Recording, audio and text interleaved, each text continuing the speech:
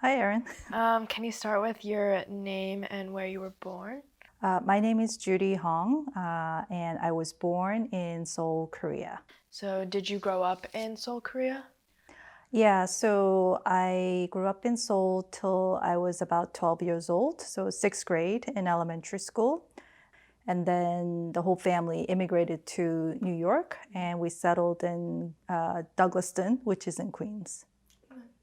How was the transition from Korea to America when you were only 12 years old? Yeah, I mean, it was difficult, right? Because I didn't speak a word of English, and I had a lot of friends in Korea. We were actually the first family to immigrate to New York, so we didn't know anyone in New York. In Korea, I was very close to also my grandparents and my aunts on my mom's side of the family.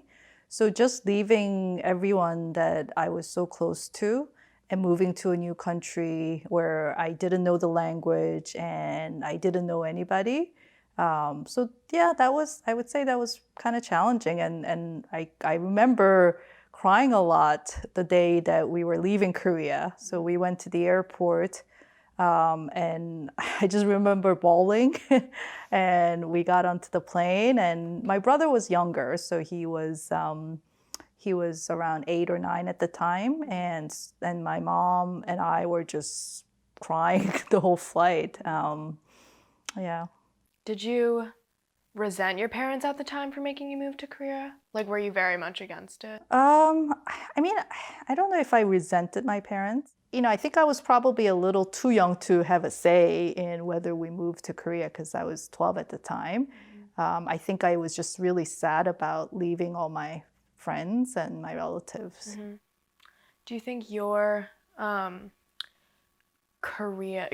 childhood and upbringing in Korea, did you want to raise Emily and I in a more Korean household than what ended up being the case?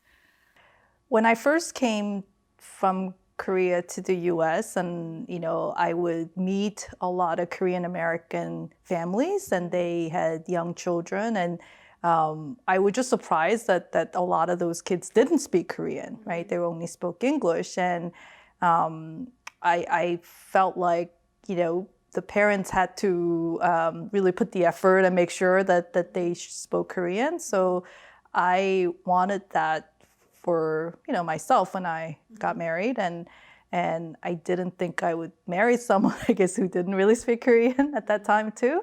But I realize how challenging it is, to be honest, now looking back, and really only speaking Korean at home if obviously dad doesn't speak Korean. So I think in the beginning I kind of tried to speak to you guys in Korean, but English to dad, but it got a little bit too confusing.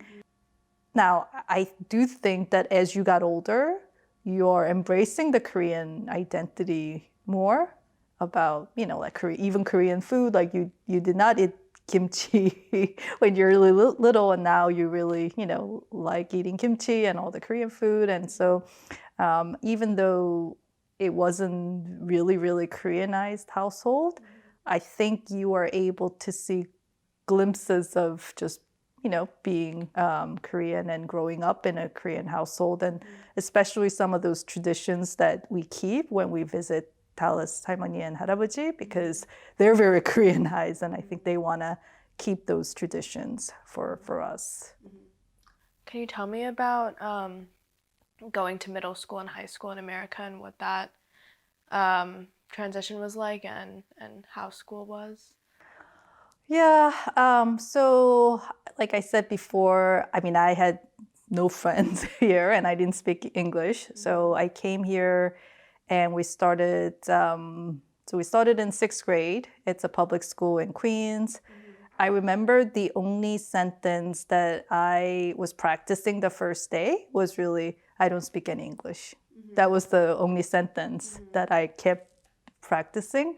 So anytime someone came near me, even before they spoke, I just said, I don't speak English because I didn't want to have any kind of conversation or interaction with them. So I think it was probably a little hard in the beginning. There were a couple of other Korean kids who came from Korea, who had just come from Korea. So they were probably 2 years younger than me. So I would just hang out with them during recess, and we only spoke Korean in the beginning. And then, when we would walk home, there were some other kids like making fun of us for just speaking Korean. Those kind of the usual, like, making fun of my name, like Judy Hong, that kind of thing.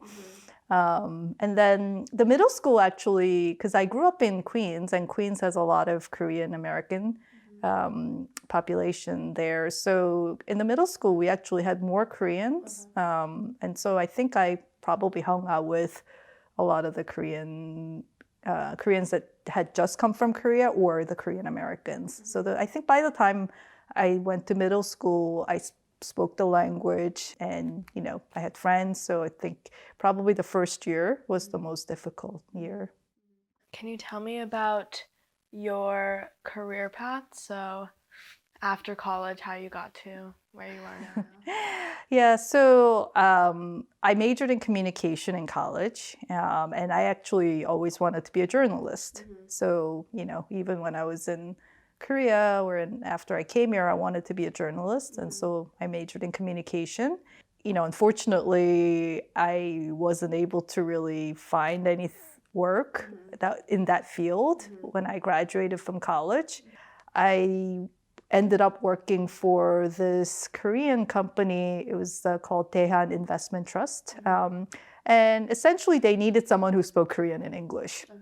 So I got hired just to kind of help them set up the office, help them translate things. But it was an investment company.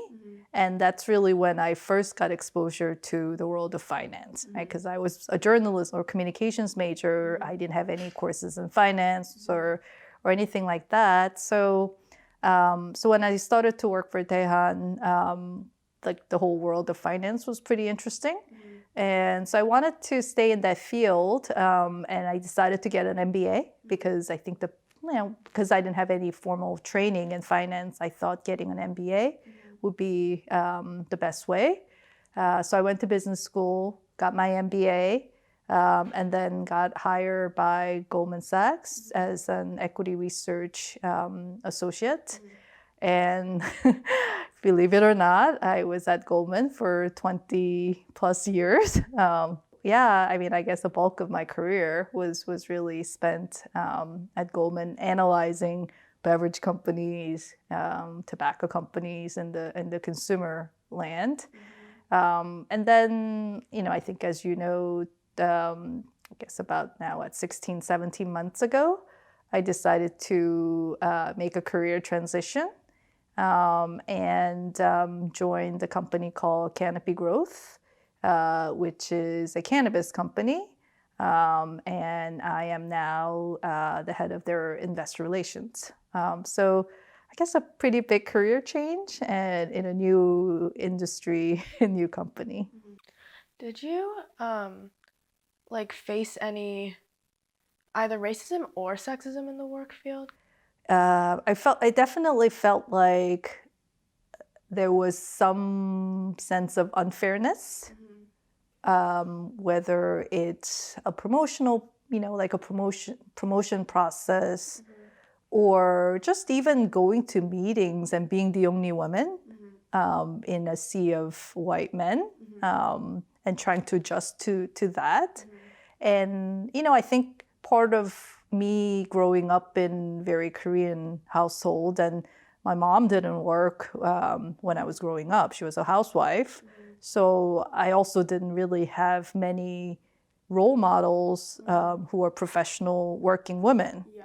So I think just knowing how to act, knowing how to act confident, even if you have some insecurities inside. I would say, it was something that I wish that I had known more, or that I had a lot of role models, just to kind of bounce off ideas or get advices from.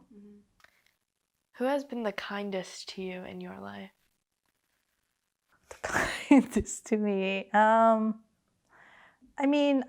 guess I have to say my mom, even though she probably doesn't show it in like that way, but I think she is my biggest supporter, and she, like, obviously same way that I would feel about you, that she'll always have my back. So I would say it's my mom. Yeah. What are you proudest of in your life?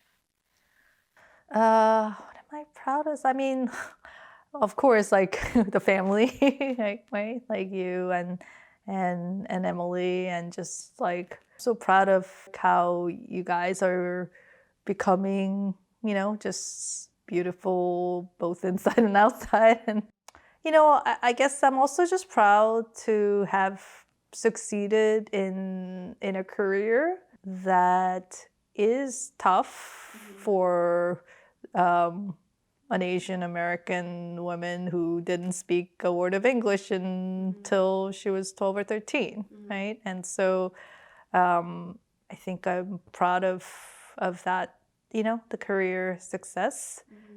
Are there any words of wisdom you would want to pass on to me and Emily?